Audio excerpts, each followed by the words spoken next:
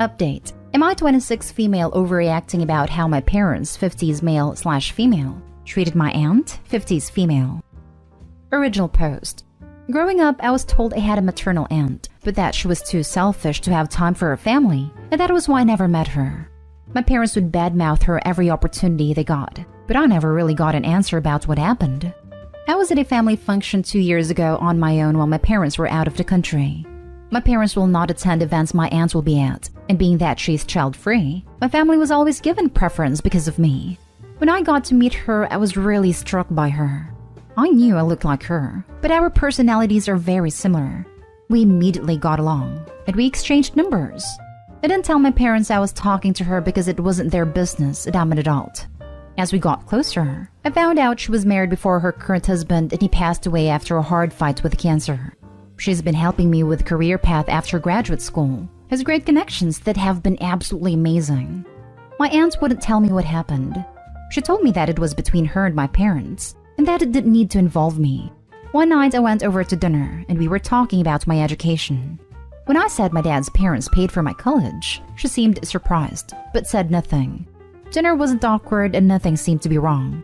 My aunt said she was tired after dinner and asked her husband to drive me home. I had a few glasses of wine.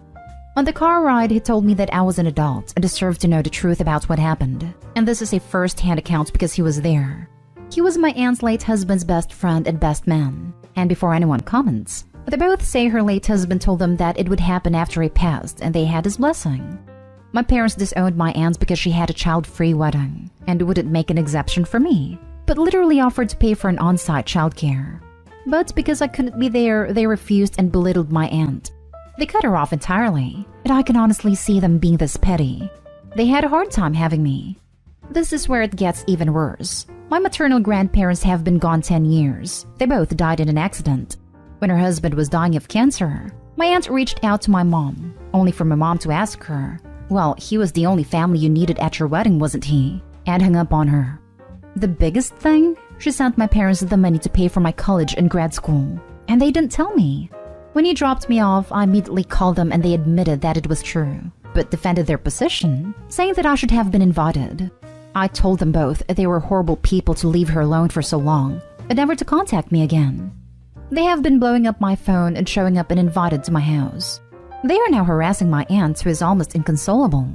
I texted them to tell them it wasn't endearing their position to me, but they didn't stop until she blocked them both.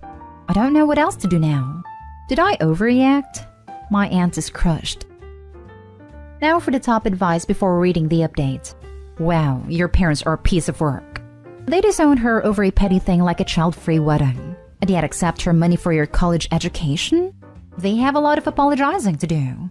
You did not overreact. If you haven't already, contact your aunt to tell her she has nothing to be sorry about, and that you want to keep your relationship with her and properly thank her for your education. For your parents, tell them very clearly, "Until I get a full apology from you lying about my education, we won't be speaking anytime soon." Sorry your parents robbed you of a loving aunt while you were growing up. Sorry you have such petty, toxic parents. Your parents define hypocrisy by taking your aunt's money while trash-talking your aunt. They are petty and hold a grudge. But that is who I would be, so I don't fault them personally. I may not disown, but I'd definitely distance. Although taking her money not speaking was a prick move. Only thing they did I disagree with is that they should have told you. I'd have taken it, but definitely told you where it came from. I'm genuinely surprised that you will be angry over your sister offering to cover babysitting for one day while you attend her wedding. And I do understand that they were more attached to the baby since they had a problem having children and wanted to have her with them 24/7. May I ask, is this something you will actually be distancing yourself from your own sister over? I'm really curious. And for the update. My original post got 0 attention, but I'm updating anyway because I'm so happy due to some news I received today. It didn't get any better, unfortunately. I got all contact with my parents after they showed up to my place, demanding that I speak to them, and they refused to apologize for what they did. They said she turned her back on family, and I asked them how. By not wanting a toddler that would be bored out of her mind at a wedding ceremony? They looked like I slapped them. And I kept repeating that I've been bored as heck. I've seen some videos and it was a typical wedding, as lovely as it was. And it was literally only a few hours. They couldn't bear to part with me for a few hours. I said the only people I saw abandoning family here were them, especially when she called them as her husband was dying of terminal cancer, and they shunned her at her lowest. I said even after that she still sent money for my college, and they couldn't even be decent people and be honest about that either. I told them I wanted nothing to do with them, and that they could consider themselves the childless couple, while she gained what would be the equivalent of an adult daughter, and then slammed the door in their faces. I eventually had to threaten them with the police when they wouldn't leave. I spent Thanksgiving with my aunt and her friends, who she has said are her family. They've been friends since high school and are just as warm as my aunt is. Today she called me. My aunt has owned her own small business for the past 15 years, and it is doing well. She told me that a person who is in a position in my field is retiring next year, and she would like me to consider the position. She said it has merits based on my work. She stressed there is no expectations, but if I come aboard, it would be unfair of her not to say that she'd want me to eventually take over the company, instead of selling it like she planned in the future. I accepted. It will be starting my new position in the new year so I can learn the accounts from the person in the position. Your head music be spinning, and you got a year older in this time. So I think your stance on your parents' behavior is pretty much bang on. They have shunned their relative, cut her off and been petty, and then lied to you about it. The question I have is, what do you want for your relationship with them in the future? Just a month. My birthday was a week after my first post. I don't want a relationship with them in the future at this point. I can't even fathom it right now. I can't imagine doing what they did to her, while my mom continues to claim that she loved her sister. She says she loves me, but what happens if I do something she doesn't like? I can understand why you'd be wary of having contact with them. But you have just done something they don't like, and the consequences have not been great for you so far. How was your relationship with them before all this came out? What does your aunt say about it all? Does she think you should have a relationship with them? Our relationship was mostly good, but looking back, it was only good when I obeyed. Anytime I didn't, it was a nuclear meltdown situation that only reinforced my obedience.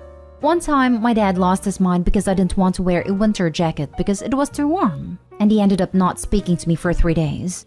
My aunt tells me that she supports me, but she doesn't want me to make any rash decisions as they are still my parents and love me deeply. She doesn't push one way or the other. She just listens. You are not overreacting. My dad does the same thing. I'm realizing my parents are honestly toxic people. If you don't fit their ideals, they will bully and mock you.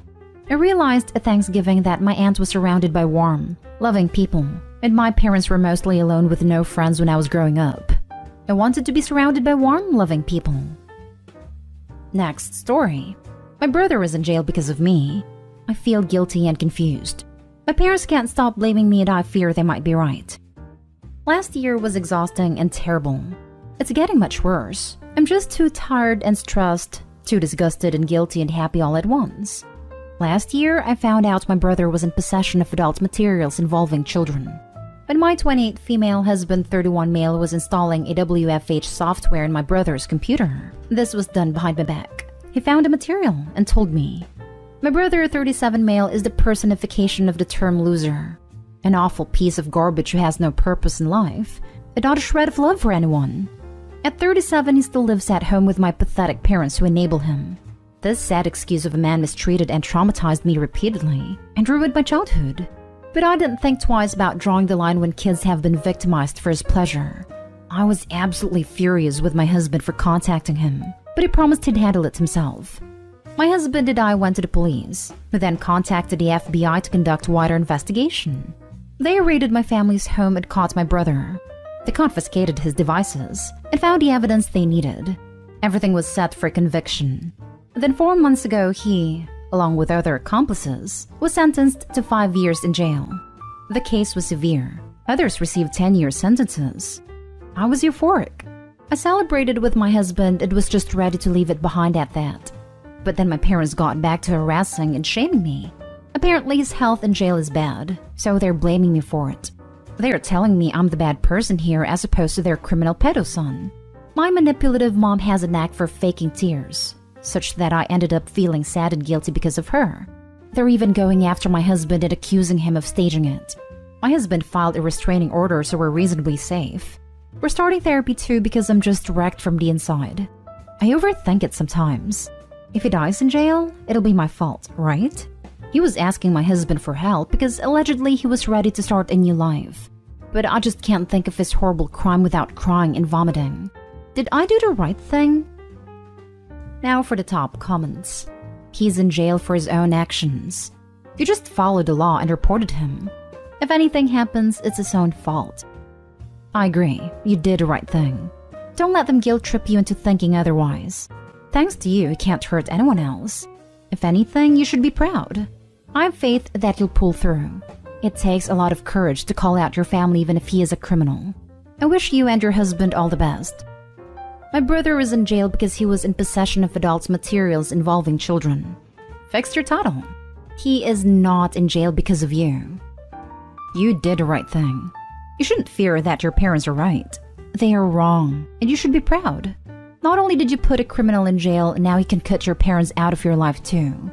Clearly, they're not worth having in your life if they enable this man and blame you for putting him away. Why are you worried he will die in jail?